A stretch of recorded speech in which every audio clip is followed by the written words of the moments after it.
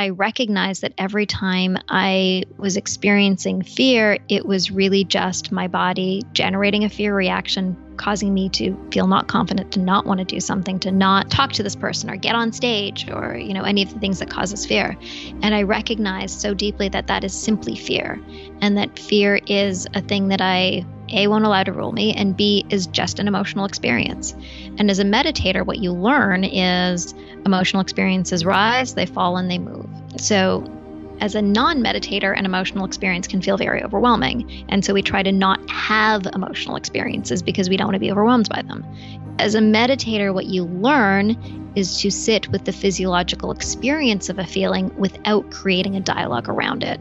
That is Ariel Garten, and this is episode 310 of Wellness Force Radio. Wellness Force Radio, where we discover the physical and emotional intelligence to live life well. You can have the same brain states as someone who's done an hour of meditation every day for 40 years. There's a lot of losses that we go through, so the ability to be able to cope with those losses is very important to build skill in it, because loss will happen. You have to have spiritual courage to really grow spiritually, because if you really want to take guidance from your soul, you have to be ready to realize that many of the things that you're asking for guidance on, your ego has some kind of an addiction to or an investment in. Hey, what's up, my friends? It's Josh Trent. Welcome back to the podcast. This is Wellness Force. This obviously is where we explore physical and emotional intelligence. But what exactly does intelligence mean? Intelligence is not how smart you are. Intelligence is your ability as a powerful human to gather information, to apply that information, to try it on, to work it out, to practice it, to do the thing. And then lastly, what we're all working towards is embodiment. Embodiment feels different than gathering and applying. People get lost in the gathering and applying phase. And in this podcast, we're going to talk about all three. We're going to talk about the gathering. We're going to talk about the applying. And most importantly, we're going to talk about the embodiment with Ariel Garten. Now, this is an amazing woman. That's the only way I can describe it. Amazing. She came on the podcast our very first year. She was episode number 11. Episode number 11. Wow. We've come a long way since July 2015. And Ariel is the co-founder of Muse. If you don't know, Muse is a brain sensing headband. I used it for the first 2 years when I started meditating. And this device gives you feedback, basically.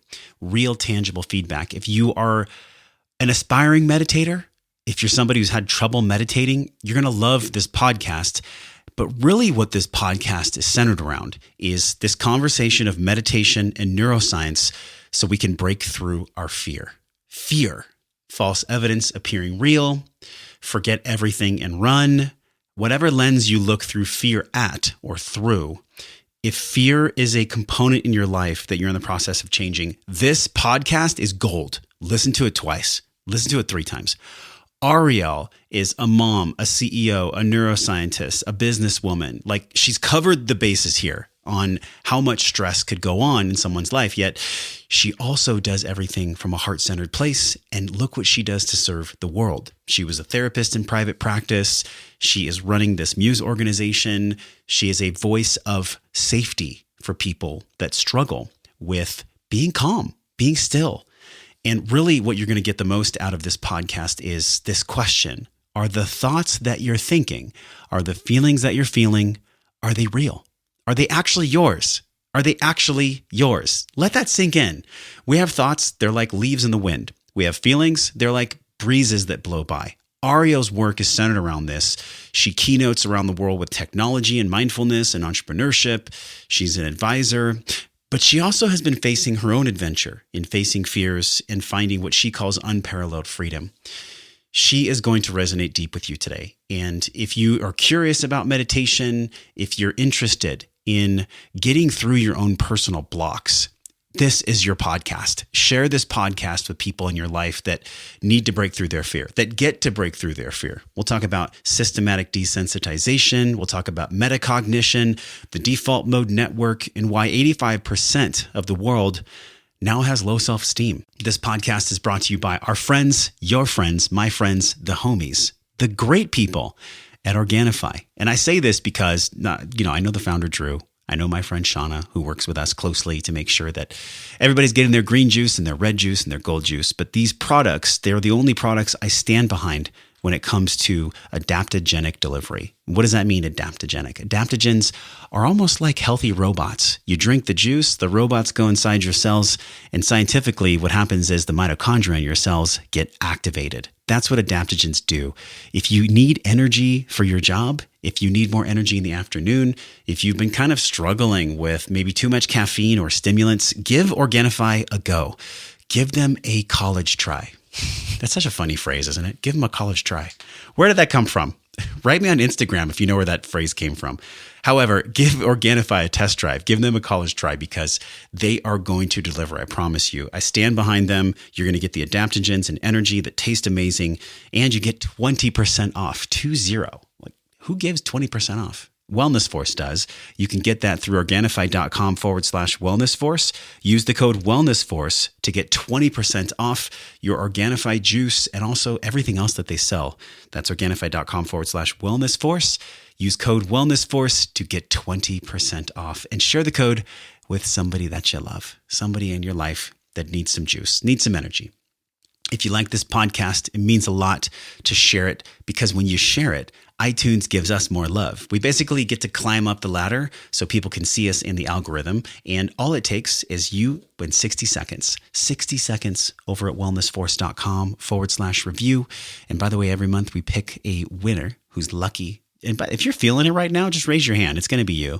We'll look at your iTunes name. We'll send you 90 days of Organifi. And that's wellnessforce.com/review. Thank you so much for supporting the show. Thank you for being here with me and with Ariel. I really have a lot of appreciation for the time you spend with us. This path of physical and emotional intelligence. This is my lifelong path. And if you're here and if you resonate, it's yours too. We're happy you're here. Let's drop in now with the one and only Ariel Garten. Ariel, welcome back to Wellness Force. My sincere pleasure to be here, Josh. I was so excited to reconnect with you at the Awaken Futures conference. And we were talking before we recorded. 2015, Ariel, 2015, you came on Wellness Force. This is like episode 11. Okay. We're at episode 300 plus now. We're going to explore so much. You have been doing so much, not just in wellness technology and meditation, but Muse has literally quintupled with its reach, its success. And I'm just so excited to be with you again. And just after seeing you in person and reconnecting, we kept getting pulled away from each other at the conference. So today is going to be two things. It's going to be a podcast where we're talking about meditation and neuroscience and how those can actually allow us to break through our fears, how the thoughts that we think a lot really aren't even ours or definitely aren't true. But then also it's going to be you and I just talking about our personal things around what we're breaking through and fears in our lives. So just so exceptionally excited to have you back. Let's do this as a jumping off point. In preparation for our interview, I was doing some research. I found that if you look at most of the research for self-esteem, I believe it's 80 to 85% of adults. People in the entire world, they have low self-esteem. You were a therapist in private practices for, I think, over 10 years, about 10 years. Let's start here with self-esteem. How would you define self-esteem, and why do you think so much of our population is dealing with chronic low self-esteem? Oh, you've touched on a topic that is so near and dear to my heart. So first of all, thank you for raising it because it's an important one. Self-esteem is how we feel about ourselves. And the honest truth is that most of us feel pretty shitty about ourselves much of the time. I mean, if you look at that stat that suggests that 85% of the world has low self-esteem, that means that 85% of us, most of us at many points feel unworthy, unloved, unappreciated, like what we're doing is wrong, like the people around us may be judging us for what we're doing, like we may not be perfectly good. And that just leads to all of us feeling kind of a little bit shitty about ourselves most of the time. Yeah. And frankly, there's no reason for it. I mean, fundamentally, really fundamentally, each of us are amazing, capable, powerful, beautiful, smart, whole and complete human beings. Yet we have these internal systems that, refuse to allow ourselves to recognize those facts. And so we end up living really kind of slightly unhappy, slightly unfulfilled lives. The unfulfillment piece too, with the population growing and so many societal and even consciousness shifts happening right now. Do you get the sense from not just a clinical perspective with your background in therapy, but just a mother, a professional, that we are being shooken from the roots as far as how we treat each other, economic policies? I mean, it was the core tenets of what was explored at the Awaken Futures conference. Do you see this in your industry where people are not just, quote, waking up, but people are really taking a deeper inventory about how they treat themselves? We're seeing it. We're also seeing a backlash against it. So, I mean, we're seeing the, desire to push, forward-thinking social policy forward, which is one of inclusion and support of one another. And then, it feels like we have an economic backlash that's suggesting that no, we shouldn't be doing these things. So, we're at a time of extreme tension, and we're also at a time of extreme divide. And often we can see those divides even within ourselves, that there's a part of us that wants to move forward to love and acceptance. And then there's a part of us that wants to move backwards and says, no, actually, I don't think I deserve it. Or I don't think this is correct or right. Yeah. And so it's not uncommon to have, parts of a social system or even parts of the self in conflict with one another. And it's when you're able to hear each side, accept, love, and support the view of each party, whether it's within the body or within a social system, and then come to holistic acceptance, that you're able to heal and move forward. I'm smiling over here. And this is why I love having people like you on the show, because you, Ariel, are a true embodiment of intelligence. A lot of people hear this word intelligence, and we know it's not how smart you are. Intelligence has 3 phases in my experience. It's our ability to gather information, get the books, understand the curriculum, then, try it on. We got to apply it. You do the meditations, wear the brain sensing headband, go to the different workshops. And then lastly, I think what every human being is working towards is the embodiment of what we've been gathering and applying. This is what led you from going in fashion. Your mother was an artist. We talked about this on episode 11. And then after that, going into academia and understanding the power of meditation throughout this whole almost crescendo for you being here at 2019. Can you look back and see that what happened for you as a child with art actually transferred into how you use art in your meditation and in the wellness technology? Totally. I can completely see how my childhood upbringing and the things that were inculcated in me as a child have become, useful and important tools as an adult. I can also see some of the misperceptions of myself that I had as a child and how those were not useful to me when I became an adult. Yeah. If we're getting super personal here, I recently had pretty significant breakthrough. So as somebody who, was a psychotherapist, have worked with lots of clients, and super well-versed in meditation, meditate like mad, have, done all this personal evolution, I recently came to the recognition myself that I didn't actually feel fully, completely loved. And this is like a 2-week-old revelation. I think you are literally the first person to hear about it, as well as everybody who's now listening. Yeah, we appreciate I recognize. So here's some vulnerability. I recognized that although my mother is unconditionally loving and, amazingly unconditionally loving, I continued to try to seek love in other places and feel like love was a bucket that needed to be filled.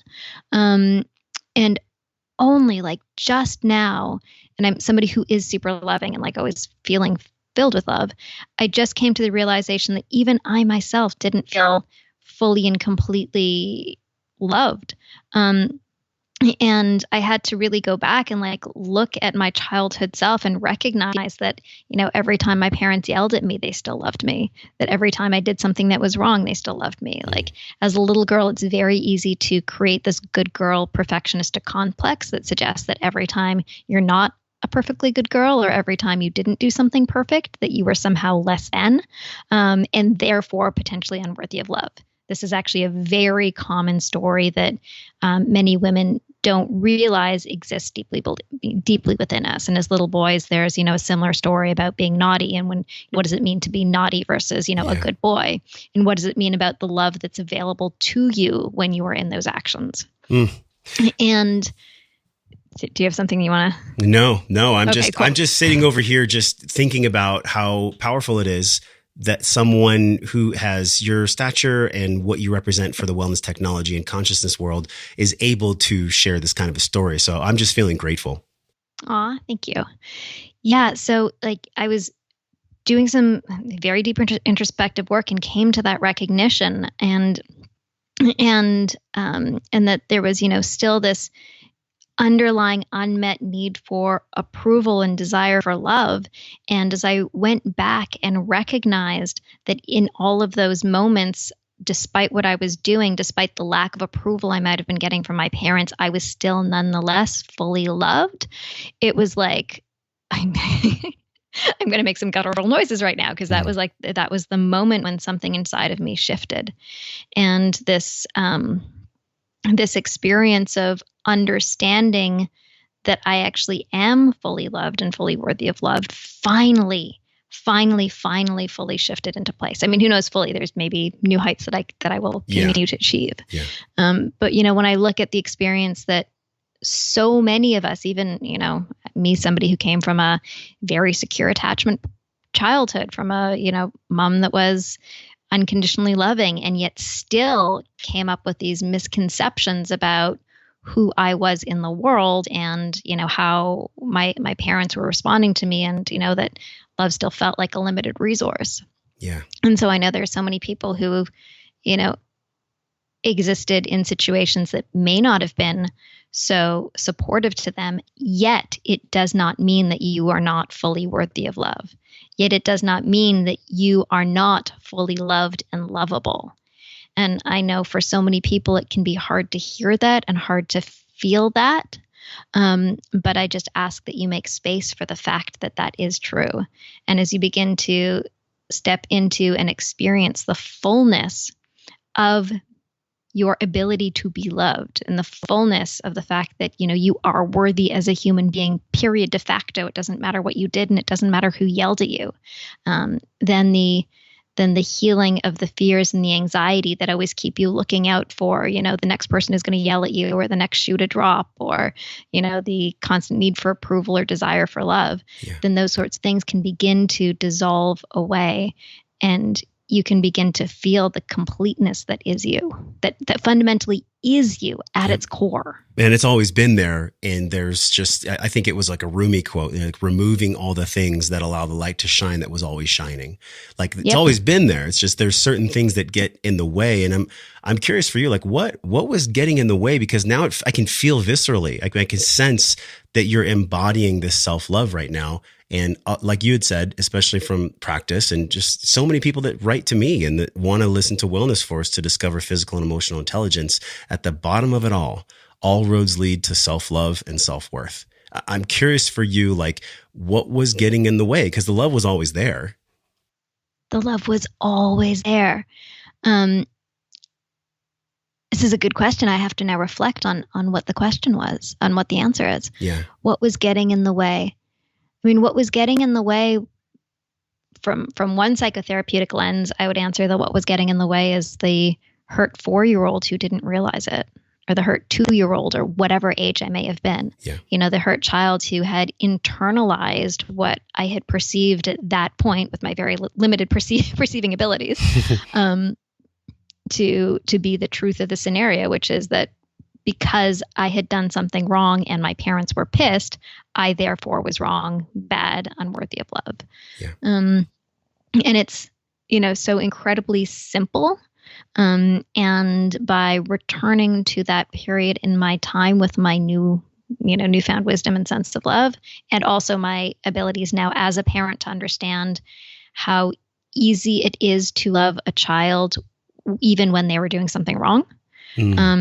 To be able to return back and parent my younger self with that love and give her that knowledge and understanding was a massive key to release. I just had a huge download, and I'm sorry to interrupt you. It seems like you becoming a mother actually opened up even more massive healing and up-leveling for you so you could parent the self. Completely. Completely. And it's actually one of the skills I love teaching mothers. As you become a mother, there's this new sense of capability that arises because, yes, you are underslept and strung out and frustrated and little things screaming all the time. 1 hour sleep demands your increments. attention. Yeah. Yeah. On the other hand, you rise to this new sense of capacity for love and capacity for love in the face of frustrations and problems and, discord.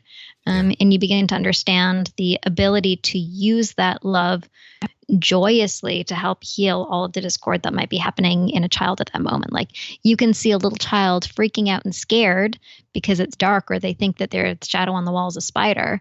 And you can know that they are fully safe, that it is fully okay, that you're, fully in your warm, nice home and there's literally nothing wrong. And you can see them freaking out and you can have compassion and love and care for them. And know that even though the feeling of scared is so true for them, the reality of safety is what is going on. Oh. And then if you're able to take that paradigm and, and map it to your own experience every time that you are scared and freaked out, and then be able to jump a level above yourself and say, hey, I see you're scared, but when I actually look at the reality of the situation, I can see that really it's fine. Really, this is just a fear response, Really, we are okay. Really, we can wrap ourselves in our own, arms of safety and love and quietly whisper, shh, it's okay. Everything's fine. Yeah. We have these attachment styles. And I want to go back because you said that you had a secure attachment style. And one of the resources I'm going to link in the show notes today is called Attached. I learned about this from Mark Groves. The author of this book is called Amir Levine and Rachel Heller. And in Attached, they explore this styles, right? Secure, avoidant, and then also the anxious. And a lot of times as adults, we will attract a partner that can help us heal the childhood wounds that are still there. And I think for everyone listening, whether they know it or not, we're all being run by this programming. And I love this, Ariel, that you talked about. Hey, there was something that occurred for me when I was 4 that I wasn't actually able to see and to bring the healing element of love to until I became a mother myself. For people that are interested in cultivating children, I want to share this quick 20-second story, and I think it's really contextual. I've never actually ever talked about this, but like you've brought it out of me today. I had something happen this year that I'm going to be talking about later on Wellness Force, and it was very anxiety-based. And when I went to go see my mentor, Paul Chek, at his home, he said, Josh, when you can parent effectively and turn to the child inside of yourself, the universe will put one in your arms. And when he said that, like all the hair on my body stood up, and I realized like, this is my journey. If I want to be a father, then I get to powerfully, lovingly turn to the child inside of myself and parent that child with the most care and presence and power. Yeah. And that's when the universe, higher intelligence, God, whatever you want to believe in, that's when children are delivered to people. And my question for you with that as a pre-frame is, what about your work in neuroscience and meditation and muse and just even what you're doing now? What about that prepared you most to be a mother? Like what skill set, emotional intelligence skill set have you brought to being a mother? So first of all, I want to acknowledge how emotional I am after your story. That is so sweet. So yeah, it was powerful. Yeah, I was almost crying there. Okay. I did cry that day, FYI. I'm sure you did. I cried. Yes. Aw, that's really sweet.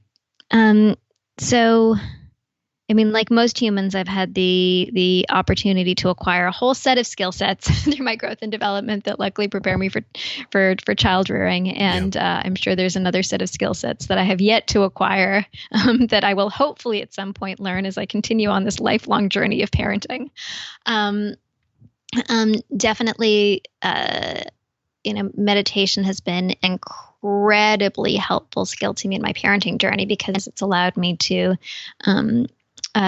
make the space between my sensation and my reaction. So when you have a child who is upset, crying, frustrated, it's very tempting to reply back with the same energy that they're giving you. Yeah. Not in a hippie way, but just if somebody's coming at you, screaming, yelling, and really want something and throwing a tantrum, and they don't want to listen to you, the temptation is to raise your voice, to scream and yell, and to become louder or bigger than they are, using the same set of tactics. Yeah. And that is absolutely unhelpful in every case. Especially with children, I would assume. Yes. Yes. It perpetuates. Yeah, only leads to a ramping up.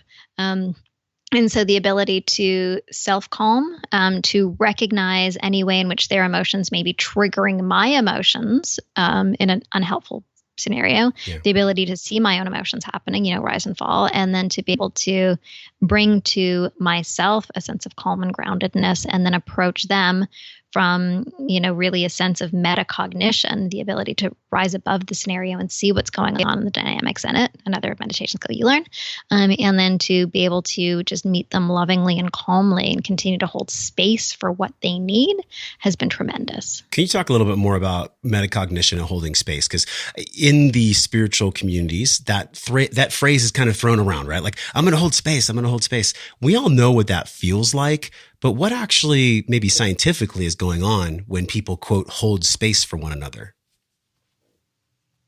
Oh, that's cool. I haven't considered that question. Neither have I. I mean, you being you makes me think of curious things that excite me. So I'm just thinking, cool. In a brain state or in a physiological state, what's happening for us when we're present, when we're breathing, when we're in our bodies, we're out of our heads, we're in our hearts, and we're holding space for one another. Like, what's going on there in our bodies and in our brains? Okay, there's a ton of different dynamics, and you've said many different things. So let me try to unpack as I go. So first of all, metacognition. Metacognition is the ability to essentially rise above and see what's happening within a scenario without actually being in it. And so the skill of metacognition can be associated with a few different areas of the brain. One is the prefrontal cortex. So the prefrontal cortex is the attentional control center of the brain. So it directs where we're putting our attention. And the prefrontal cortex, through a meditation practice, for example, is able to manage and modulate the amygdala. So the amygdala is the fight or flight response, the thing that just wants to react and go like, ah. Yeah. So in a meditation practice, what we do is we have a wandering thought or an emotion, we observe it using in part our prefrontal cortex, and then we're able to manage our physiological response by the prefrontal cortex's down regulation of the amygdala. So you are not in a freaked out state with the person who's with you. You are able to shift into a different state. So the prefrontal cortex sort of is very serotonin driven. We know serotonin both gives us this ability to like critically think and logically process, as well as serotonin is, beautiful and calming. When we are able to gain perspective and empathy, empathy and perspective taking, there's a part of our brain called the TPJ, the temporal parietal junction, that's activated. And the temporal parietal junction is an area of the brain that we see as being more active in long-term meditators.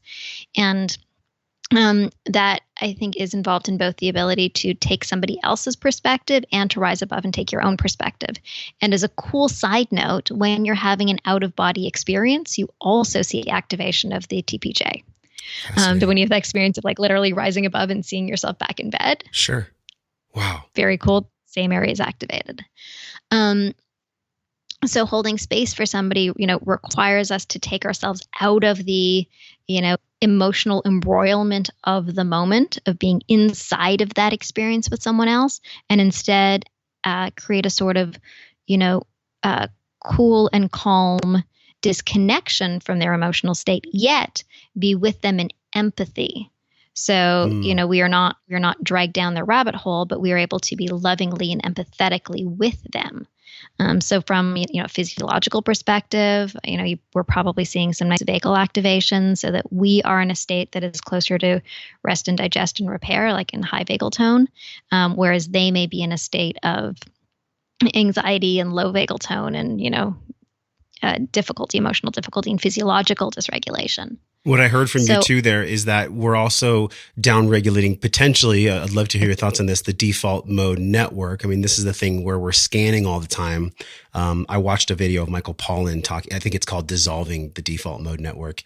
And he talked about how powerful meditation is for this, because what's happening is that you're actually down-regulating the search for danger mechanism within the brain. Is that also what's being turned off when we're holding space for other people, or when we're just being still and present? I've never looked at an MRI of somebody holding space. So at this point, we're spitballing. These are theories. These are concepts, It makes sense, ideas. But as best guesses, it's a cool way to think about what's going on. So the default mode network is the part of your brain. It's the connection between your PCC, your posterior cingulate cortex, and your PFC, your prefrontal cortex. And it's the loop that you have going on inside of your brain when there's nothing else going on. If you put somebody in an MRI and you say, just relax, you're still going to see activity of the default mode network. But when you put a advanced meditator into an fMRI and you ask them to do the same thing, you see a decrease in activation. You don't see the same default mode activity. Yep. And so the default mode is often described as our internal dialogue. Which some people see as the ego. It's also the thing that, is constantly just chattering away in your brain. So we talk about in meditation, the monkey mind decreases. Mm-hmm. Well, there is actually a neural correlate for that, which is a decrease in the default mode network. So when you are holding space for somebody, you are focused on them, your breathing is regulated, you're slow, and you're literally present with them. You're not sitting there thinking about your laundry list or yourself and what difficulty you're having in this situation. The sense of I really dissolves in that place where you are holding space for another.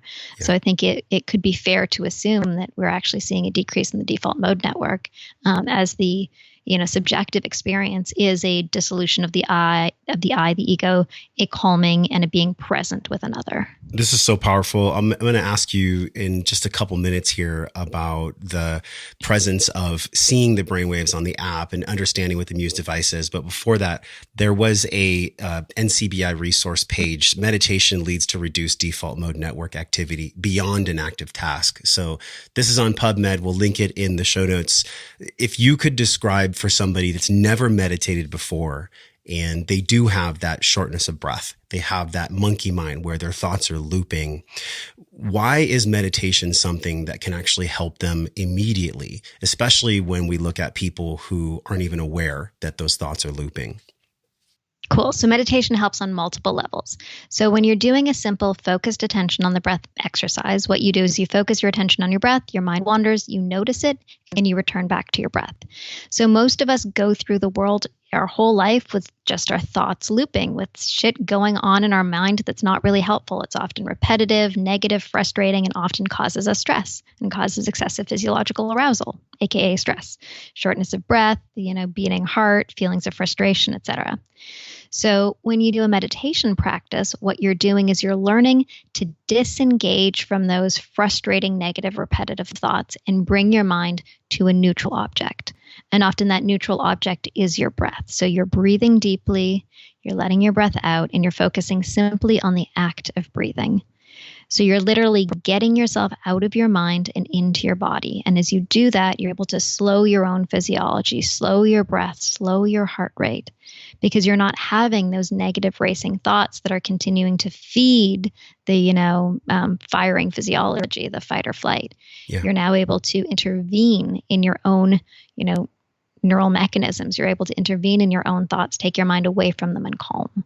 So even a 3-minute meditation is incredibly powerful to be able to shift where your mind and your body is at.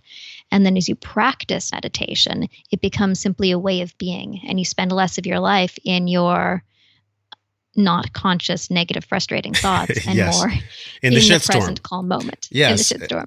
And this is a personal moment for me. 2015 is when I got to meet you, and it was down at Fort Mason when there was still the Quantified Self Technology conferences.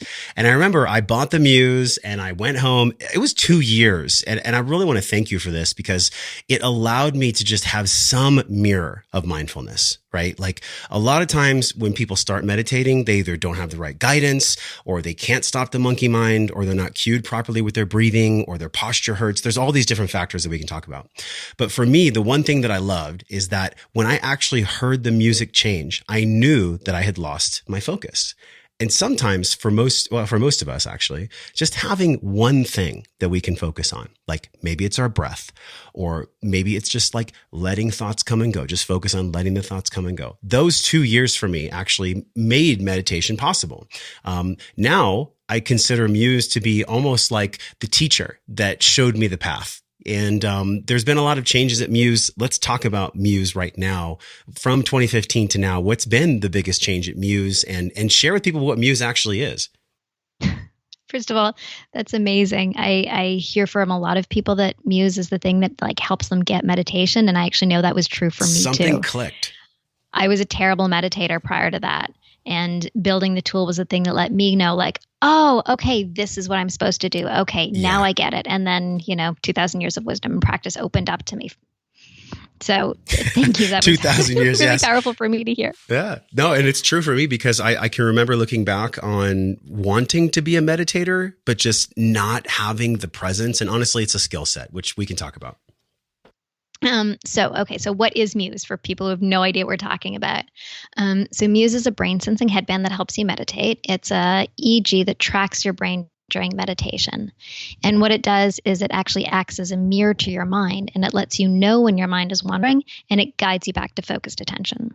So as I mentioned a few minutes ago, in a focused attention practice, which is the most basic meditation that we all kind of learned first, you focus your attention on your breath, your mind begins to wander, you notice it, and you return your attention back to your breath instead of following your wandering thought. Well, what Muse does is it actually lets you hear that whole process. It lets you hear when your mind is wandering, right? There's a soundscape, and when your mind wanders, the sound picks up, and that becomes your cue to let you know that your mind has wandered, to guide you back to focused attention on your breath. So it's really like, having a coach inside your brain during your meditation, showing you when your mind's off track and guiding you back into the focused meditation state. And it's a super simple exercise that just really lets you get your meditation practice. So we have lots of beginners that use it to begin their practice. And then, some people who've never meditated for the first time learn with Muse. Yep. And then lots of expert meditators use it as a new lens into your practice, because as a meditator, you're a conscious explorer.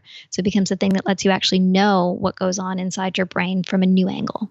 Talk about the breathing aspect. We've been going very deep into breath work. We've interviewed Pavel Stuchlik, Noah from Noah Ayan, also Dan Brule from Breath Mastery. We've really been understanding more and more the physical and emotional component when it comes to being still, training the brain to be at rest, to be calm, and breath. Can you talk about how you've integrated breathing into the process now? This is new that I'm seeing on the site.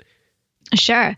So the original Muse, which is the one that you would have gotten back in 2015, gave you real-time feedback on your brain, and that's where we started. And then Muse 2, which is the device that came out last year, has sensors for your heart, your breath, and your body in addition to your mind.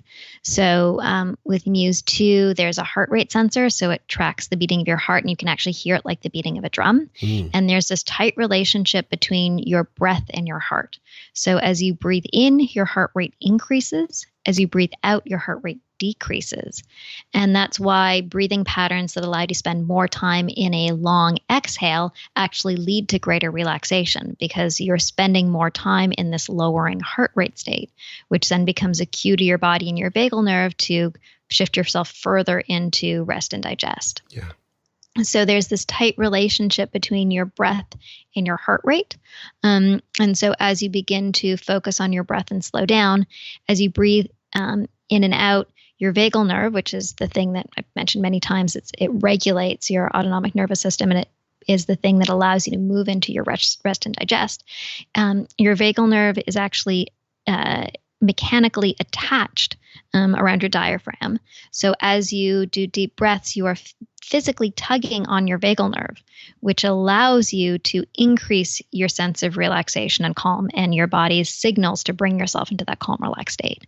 So there's this really tight feedback loop that happens between your active brain activity, the slowing of your thoughts and brain activity, the moving into slower brainwave states, the lowering of your heart rate, the deepening of your breath, which triggers your vagal nerve, which reinforces the whole system. So what I'm hearing from you is that the deeper we breathe, because you talked about the vagal nerve literally being tugged on through the diaphragm connection, the deeper we breathe, the deeper we can be present and relax. Yep. Yeah. And it's not just hippies around a circle. This is science. This is actually very well-proven science. And we're going to link this about the vagal nerve in the show notes as well, because I'm thinking about the way that you've integrated breath and the actual brain sensing. It's clinical grade. This is the thing that I want people to know. It's not as if you're just wearing a wire on your head. It's the same clinical grade science that you would get in an EEG in a medical office, right? Yes, and there are by now 200 papers written using Muse. 200 papers? How did that happen? Yeah, so 200 published papers. So somehow over the last 5 years, Muse has been used, both by consumers, like hundreds of thousands of people use it to meditate regularly, and then thousands of clinicians, doctors, psychiatrists, life coaches, meditation teachers, people who would normally recommend meditation in practice, and then hospital systems. So Mayo Clinic just did a paper with breast cancer patients awaiting surgery using Muse, demonstrating that using Muse improves their quality of life and decrease their stress and fatigue during their cancer care process. And it's also been used by researchers, neuroscience researchers, meditation researchers. And out of that, there have now been about 200 published journal articles that literally had nothing to do with us, that we didn't write, from independent researchers. That's got to feel so good. Not that you need the validation, but it's got to feel so validating to see people take this and run with it.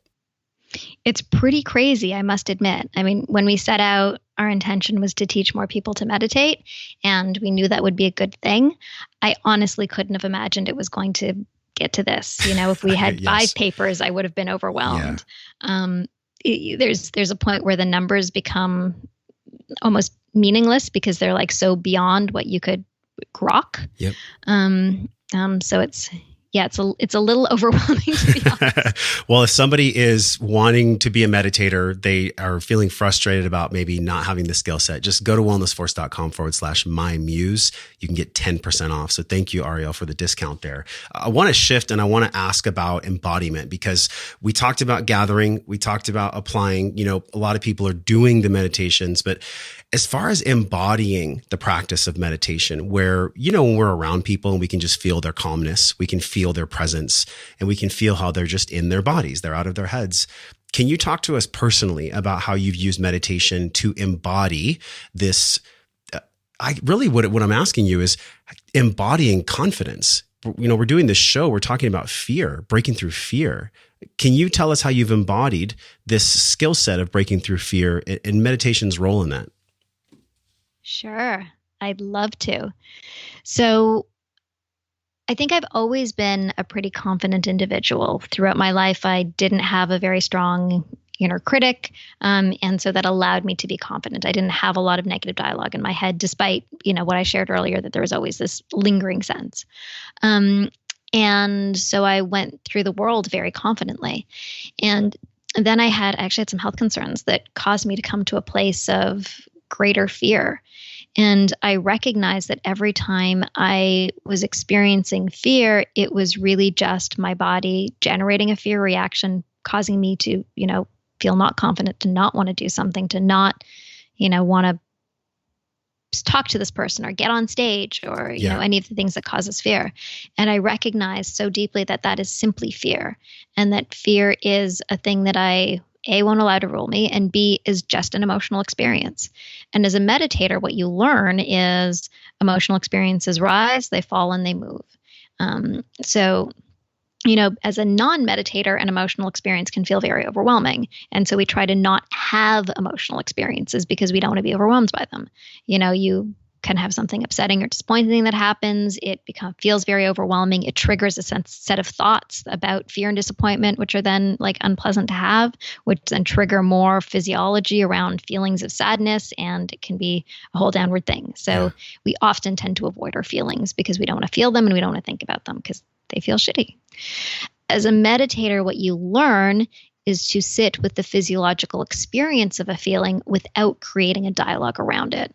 So you can feel a sense of sadness, but then intervene around all of the thoughts of this is awful, this will never happen again, life is going to be worse, all of the things that then pull us down the spiral.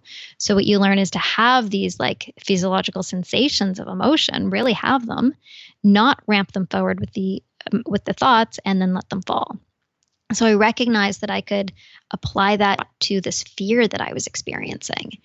And rather than like most of us, approach something that's scary and then pull back because we don't want to feel fear. That's really what it is. Like fear becomes like this barrier to experience because you're like, oh, I should, talk to that interesting lurking person over there. Oh, that seems scary to me. Okay, I'm just going to pull back and go talk to somebody I already know. Can I pause you right there? Because the story that's created, I love that you said meditation allows you to sit with the feeling, but not create the story around it. That's big. A lot of people have social anxiety, not because of the feeling, but because of the story they create when the feeling comes up. For sure, which then reinforces the feeling, which reinforces the story, which then pulls everyone back. And then you just don't go up and talk to that person. So, I recognized that I could have the feeling of fear, experience the feeling of fear fully, like fucking pardon my language. No, like just no worries. That's how people feel. We all feel like that, Ariel. Yeah. And when you experience it, it's really scary. Yeah. It feels intense. There's a lot of sensation going on. There's a lot of things in your, body and mind screaming, no, don't do that. This feels bad. Yeah. I could just sit with all of those feelings, have them rise, have them fall, and then realize that I was still okay. And then easily do the thing that was on the other side. Talk to the person, stand up on stage, write the document, whatever it is. And so many of us don't do the things in life that we want to do because the barrier of fear is so big because we just don't want to feel the fear. And I went through this tremendous lesson of making myself do things that I was afraid of and feeling the fear associated with it. Yes. And knowing that after fear washes away, you're still fine. Okay. It's just fear. And when you do that, fear has no power over you. I just got really excited there. Fear is, fear is no longer like the villain that's going to damage you or poison you or do something awful. Yeah. Fear is just a feeling. And it rises and it falls and you realize you're fine and you can do it. And on the other side of fear, every single time is freedom. This brought up something in me that I've heard Jordan Peterson talk about, and it's systematic desensitization. So for those who aren't familiar with this, it's going to the thing that scares you in a progressive manner. So if it's an elevator that scares you, you might just go to the building one day. Then the next day you touch the elevator. The next day you stand in the elevator. And then the next day you go one floor. So it's systematically desensitizing ourselves. And this is what people with OCD deal with. I'm sure in your clinical practice where people have a variety of obsessive compulsive disorders, that OCD, what actually causes that? And how does meditation help people that have OCD? Because essentially it's the story they're telling themselves. I have to just sideline for 1 second. Lots of people talk about this, not just Jordan Peterson, regardless of how you feel about him. By chance, he was actually my university pop prof. Small world. We're not going to go down the Jordan Peterson rabbit hole. Yes. So that aside, you're absolutely right. This is a basic concept that you learn in exposure therapy, aka behavioral therapy, aka systematic desensitization.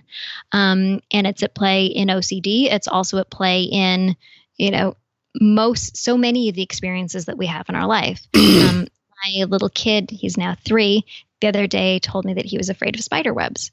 And that was kind of funny because the week before he was not afraid of spider web. So I don't know where he got that from. And so I immediately said, would it help if you touched a spider web? And he said, well, that would be really scary. And I said, well, what if I'm there with you? So we went and we found a spider web. He looked at it. I held his hand so that, he could feel that sense of calm and safety. And then he touched it. And then I said, how was that? And he was like, fine. And I said, are you scared of spider webs anymore? And he said, no. Because he was able to approach the thing that he was afraid of and dismantle the intellectual fear that had been built around it. Dismantle the, amygdala conditioning that had created this association between this thing and fear, and created a sense of fear anytime he thought about it. And when you come in contact with the actual agent, you can discover that all of the imaginal fear that you had actually bears no weight. So specifically in OCD, if you're curious about that, what happens in OCD is we are trying to manage fear and anxiety. So if somebody has OCD, we'll just take the most common example that people often think of in OCD, which is excessive hand washing because you're afraid of contamination. So somebody with OCD may have the sensation that their hand is contaminated. Most people will look at it and say, well, there's clearly nothing there. It's totally normal. You're fine. What's the big deal? But for somebody, there's this intense sensation that there is contamination on their hand, which brings up intense sensations of anxiety and fear. And that anxiety and fear can only be released when they do the appropriate action that calms them, which is, washing your hand to remove the perceived contamination. So you end up in this cycle that becomes reinforced with this rise in anxiety because of a perceived, contaminant. And then the action that helps you mitigate or release the anxiety. Every time I say anxiety, it's actually synonymous with fear. Anxiety and fear are the same thing in most respects. So you end up in a cycle where you think you cannot handle the fear associated with it. So you have to do the action to break the fear, to calm the fear. And every time you wash your hands and you feel better, you are reinforcing the story that, there was something on your hand because washing it made it feel better. Therefore, that whole story was true and you have to consistently wash. And so you end up in these OCD cycles. And the way to break that cycle is to have somebody sit with the fear of a contaminant on their hand, allow anxiety to rise as far as it needs to without washing your hand, which feels like the worst thing in the entire world to somebody with anxiety. Let it eventually come down, which it always does. Anxiety rises and falls. You might have to go through a lot through it. And then recognize that once the anxiety falls, you still haven't washed your hand, you feel better. And it's possible, just possible, that it's not the hand washing that's making it feel better. And if you do that over and over, you ultimately desensitize from the thing that you had built fear around. And your body settles and accepts the fact that this imaginary construct that you created in reality is actually fine. I can see someone sitting in meditation and out of nowhere, a OCD thought pops in. And like you had said, it's just letting it be there. It's the power is actually sometimes in doing nothing and just sitting with the discomfort. And for people that do have looping thoughts or OCD, or maybe they're doing CBT therapy and things like this, sitting with a consistent meditation practice is literally, you're building new synapses, new grooves in the brain that allow these old thoughts that don't serve to be given the gift of goodbye. Yes. And our brain in some ways is very simple. The thing that we continue to reinforce is the neural pathway that a thought will go down. And the thing we no longer give thought or attention or energy to is a neural pathway that will over time disconnect, shrink, be less likely to fire again. Yeah. So as we continue to put our attention to the present moment, because in the present moment you don't have anxious thoughts, as we continue to put our attention to loving support, as we continue to put our attention to the things that we care about and the directions we want to go in, we continue to build the neural resources, the actual neural shifts required to take ourselves out of those unpleasant places. This is the most intelligent conversation I think I've ever had about meditation. Like, we can go woo-woo, and we do that a lot on Wellness Force, but we've definitely covered the gamut with the science, the science of what really happens for us in meditation. And quite frankly, I think if we look at all the things that are out there, people running Spartan races, people are doing things that scare them, they're skydiving and all this stuff. Those have limitations because those kind of high electricity things, they only happen a couple times a year or maybe just a handful of times a quarter. Meditation can be done every day, multiple times per day. So I can see if somebody really wanted to address their mental health and getting rid of thoughts that don't serve them, it's sitting in that discomfort. And sitting in that discomfort for me has popped up quite a bit in meditation. This has been an incredible conversation. I know we covered a lot of ground. Is there anything that you think you could leave our audience with when we look at using the neuroscience of meditation to allow them to break through fear, to give them permission to break through their fears? Sure. So I would just for some people, they might hear sitting discomfort and get really scared. So meditation practice doesn't need to mean sitting discomfort. You can start a meditation practice and simply work with moving away from your thoughts and just coming back to your breath. Sitting with discomfort is an advanced move. When you feel like you're ready for that advanced move, there's lots of resources that are available. If you don't want to get there, that's cool. If you do want to break through the fear, you can. Yeah. And I think ultimately, all of us actually want to break through the fear that's in our lives. And as you start to do it, you realize it's really not scary at all. We just built up a bunch of stories around that that made it seem scary. It just feels so much scary beforehand because we're attaching the story to how scary it's going to be. Yeah, I've really learned that we have these physiological experiences and then we make really big deals about them and create a whole lot of meaning and stuff around it. And it's really just physiology. It's just feelings in your body and thoughts in your mind. And when you can accept that everything that's happening is just a feeling in your body and a thought in your mind, and you don't have to make a big deal about either of those, whoa, that becomes really freeing. Yeah. You can just go through life and not get caught up in the feelings in your body and your thoughts in your mind, and be able to exist with them, have them, not be afraid of them, not make a big deal about them, not be worried about them, and just do the things you care about.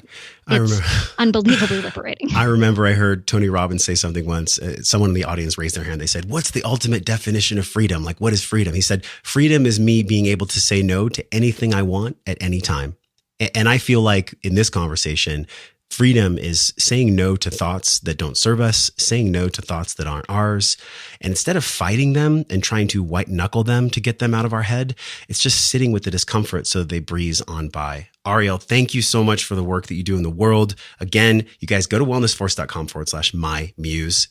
Ariel gave us 10% off. Get this brain sensing headband if you are having struggles around meditation. It'll teach you to breathe. There's guided pieces there. Ariel, can you leave us with this one last impact answer? What do you see as wellness? Like, what's your definition of wellness now compared to 2015? My definition of wellness is knowing that you are whole and full and complete, and that the thoughts in your mind don't ever need to take you away from that. Mic drop. We're done. Thank you for coming on the show. We'll see you guys soon. And until we do, we're wishing you love and wellness. Much love. Thank you. Hey, thanks for listening to the show, my friend. Everything you learned on this podcast starts with your morning practices. So from over 300 world-class guests, we pulled together 6 simple yet powerful morning practices down into a 21-minute system guaranteed to increase your vibration and the way that you feel every day. Get this free, powerful guide over at wellnessforce.com/M21. And if you love this show, share it with somebody. Share it with somebody that you love or that you care about. You can support the show easily by leaving us a 5-star review on iTunes. Just go to wellnessforce.com/review, or if you're on your phone, just tap it, hit the link in purple that says review this podcast. And the journey does not stop here. We're continuing this discovering process in our private Facebook group over at wellnessforce.com/group. You can be a part of it. You already are. All you have to do is join us at wellnessforce.com/group, and I will welcome you at the door. Now go out into your life and live your life well. And until I see you again real soon, I'm wishing you love and wellness.